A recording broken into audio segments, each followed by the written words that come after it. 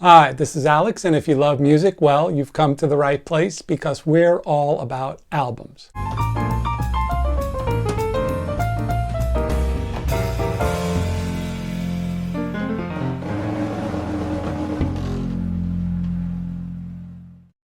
Before I get to today's topic, I want to voice another one of my gripes. And that is, I don't understand why so many vinyl releases have colored album runs. Here's my issue. It's not that colored vinyl is a gimmick or it costs more, which it is, but rather what I'm upset about is that with colored vinyl, with the exception of maybe red vinyl, you cannot see the dust on the album. And as everyone knows, to get the best sounding vinyl, you want to keep your records nice and clean.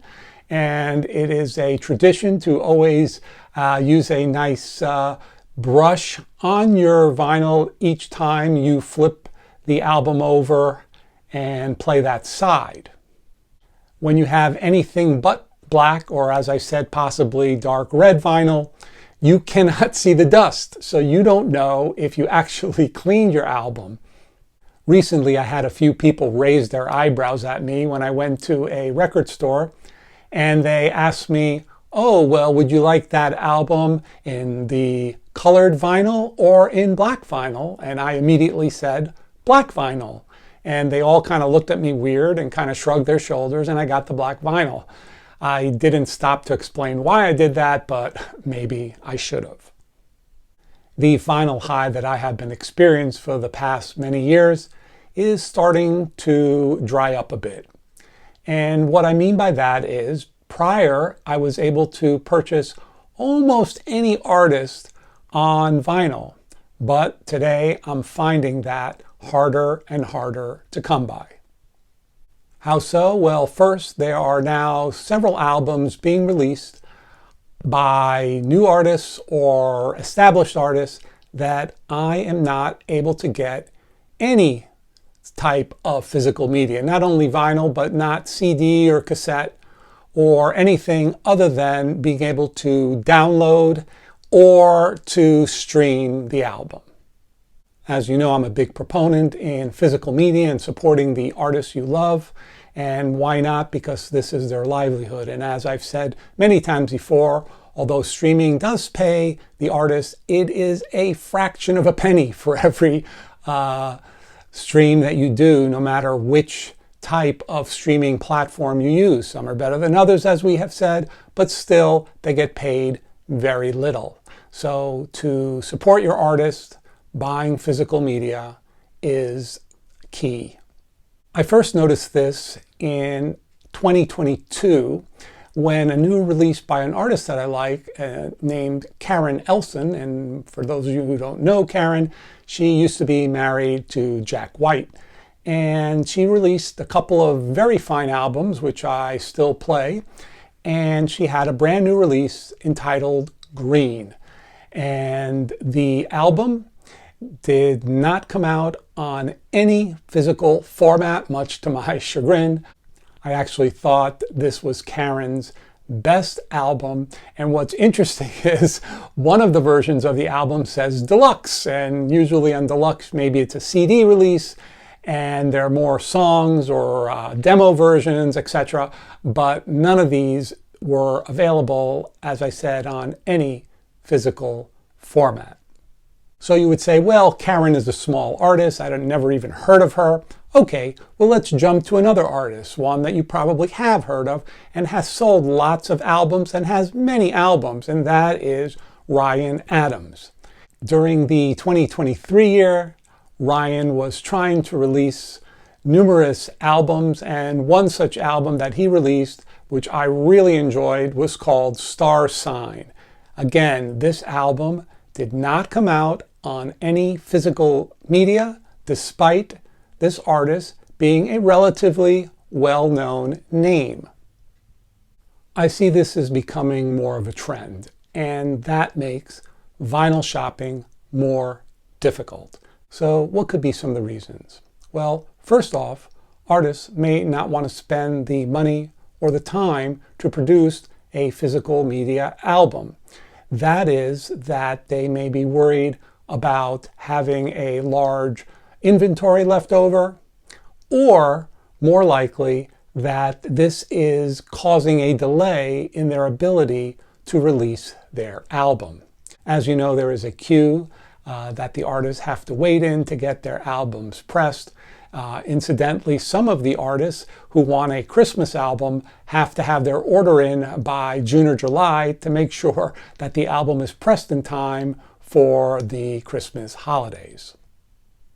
Another reason is that the coolness factor or novelty of vinyl may be wearing off a bit, both on the artist as well as the artist's fans. And possibly most significantly is we have to look at the physical media sales versus the way people are actually spending their money listening to music today. By far and away, streaming is the way the consumers listen to music, and that makes up 84% of all the revenue from music, according to the estimates from the 2022 and the 2023 RIAA statistics. You may say, why am I not including 2024 data? Well, that data won't be available possibly till early March. So where does physical media stand? Well, physical media, which includes vinyl, CDs, tapes, and other things including DVDs and SACDs, these sales are approximately 11% of the revenue. Now, what was the revenue for the end of 2023? That was $17.1 billion. So if physical media makes up 11%, you can see that that number isn't as huge as the 84% of streaming. So artists say, well, you know, if streaming is the way people are listening to music, why bother with vinyl or other forms of physical media? Before I continue with some of the statistics from the RIAA 2023 music revenue, what I'd like to do is give you a few more examples of what I have been finding in the ability to purchase physical media. Now, one of the albums from 2024 that made my honorable mention list is the album by Gillian Welch and her husband Dave Rawlings entitled Woodlands. And that album, yes, was available on vinyl. But here's what happened. The vinyl was released 3 months after the album was released for streaming. Now, the CD was available earlier on, but the vinyl was a 3-month delay. You may ask, why is this? Well, a couple of things have happened. Number one is they're not a very large artist. They have small fan base. They don't sell tons of albums. And so the pressing plant decided not to press their new album. So they had to look elsewhere. And what they actually did is they got someone who they knew to press their album. So the album took a little longer and it was released 3 months later. So what? So the album is 3 months late. Can't you wait, Alex? Well, I can wait and it's not an issue, but think about it this way. If it's an artist that you care about and the album is delayed 2, 3, 4, 6 months, whatever it may be, you may have forgotten about the vinyl and you've moved on and are now listening to newer artists that have released their album either streaming or physical media or what have you, and you may never have purchased that vinyl release. So if you don't know about the release and you wait 3 to 6 months and you go, aha, there's the album, you go and it's everything is sold out. So the only way you can get the physical media is you have to pay a lot more money to get it off of eBay or Discogs or some other way of obtaining this release. And finally, here it is, the one thing that kind of struck me, and it is truthful, and you can't, keep your head in the sand, put blinders on, because here it is. Even with the vinyl resurgence, vinyl comprises of the majority of physical sales, but it is only 7% of all the revenue. And the revenue generated at the end of 2023 was a total of $17.1 billion, that's with a B, billion dollars. And although the vinyl unit sales and CD unit sales have risen in 2023 as compared to prior years, what has happened is that the services offering streaming, their revenue has increased about the same pace. So what has happened? The vinyl, CD, all physical media still only is 11%, and that has held fairly stable for the past several years. So what am I getting at? Well, with only 7% of all the revenue going to vinyl, vinyl is a niche product. Yes, I know 7% is not nothing, but 7%, this is about as good as it's going to get. So 7% of 100% is not a huge number.